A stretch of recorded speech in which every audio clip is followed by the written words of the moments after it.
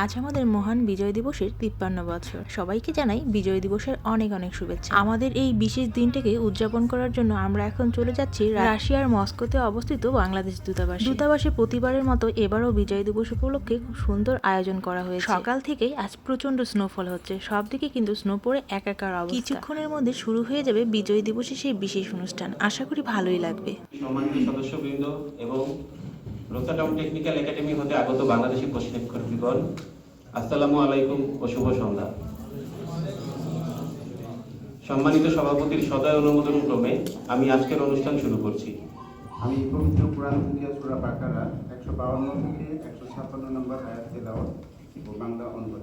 অনুষ্ঠানের শুরুতে ছিল কোরআন তেলাওয়াত, এরপর শহীদদের স্মরণে নীরবতা পালন, আর এরপরে একে একে প্রধান উপদেষ্টা এবং সকলের বাণী পাঠ করা হলো। এরপরে থাকবে সাংস্কৃতিক অনুষ্ঠান, আর যার কিছু অংশ আমি আগেই লাইভ ভিডিওতে দিয়েছিলাম। শারিকের বাবা একটা গান করেছিল, আর ছোট ছোট কিছু ক্লিপ রেখেছি। এরপরে আবার শারিকও একটা কবিতা আবৃত্তি করেছিল, সেটাও এখানে দেওয়া আছে।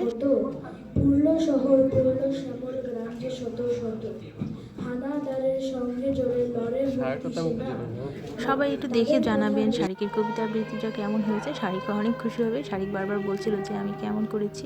আর এরপরে কিন্তু রাশানরা সবাই মিলে একটা বাংলা গান করেছিল, সেটাও কেমন হয়েছে সবাই একটু জানাবে।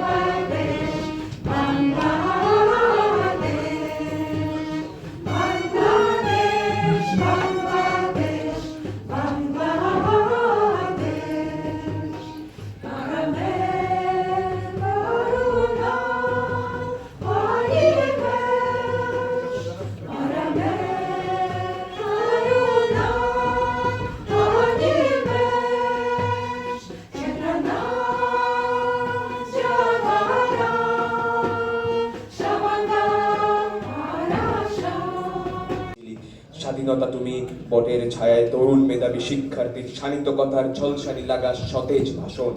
স্বাধীনতা তুমি চা খানায়ার মাঠে ময়দানে। স্বাধীনতা তুমি শ্রাবণে অকুল মেঘনার বুক।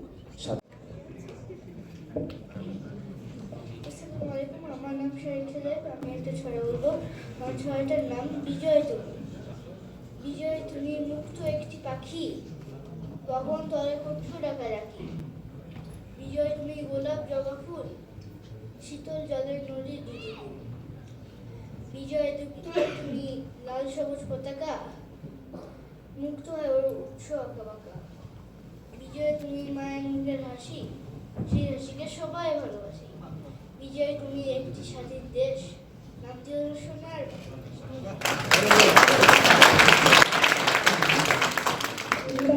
বিজয়ের কথা লিখেছেন হায়াত মামুন। মুক্তিযুদ্ধের সব ঘটনায় আমার মনে আছে, বই পড়েছি আমি জেনেছি বাবার কাছে। মুক্তি সেনা যুদ্ধ করে দেশ করবেই জয়, পাক সেনারা দিশেহারা পেয়েছে দারুণ ভয়। সব বাচ্চারাই খুব কম সময়ের মধ্যে প্র্যাকটিস করে মোটামুটি ভালোই পারফর্ম করেছে, আর অনেক মানুষজনই এসেছিল আজকের প্রোগ্রামে, তো খুব ভালো লাগছিল। আর যেহেতু সবার সাথে অনেকদিন পর দেখা হলো, খুব ভালো একটা সময় কেটেছে। কমিউনিটির লোকজনেরও এসেছিলো, তাদের সাথে পরিচয় হয়েও খুব ভালো লাগছিল। সবাইকে খুব হাসি খুশি লাগছিল। মনে হয় যেন মাঝে মাঝে এরকম প্রোগ্রামগুলো হলে খুবই ভালো হয়, এবং সবাইকে খুব খুশি মনে হচ্ছিল। অনেক দিন পর অনেকেই এসেছে দূতাবাসে, তারাও খুবই খুশি।